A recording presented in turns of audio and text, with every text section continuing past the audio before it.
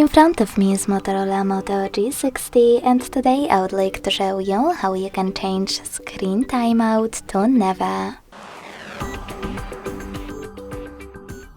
Begin by downloading free app called Caffeine Keep Screen On. It has to be from this developer. When it's ready, open it.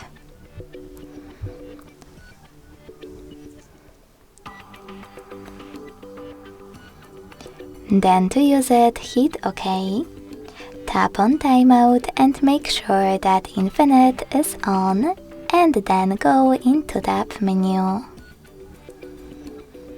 Following that, edit your shortcuts by choosing this pen at the bottom left corner. Look for your shortcut here and drag it to the top. Place it wherever you want to. Let go and go back. Now you need to click on your new added shortcut.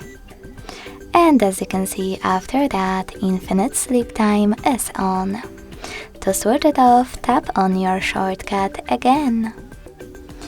Thanks so much for watching. If you enjoyed this video, leave a like, comment and subscribe.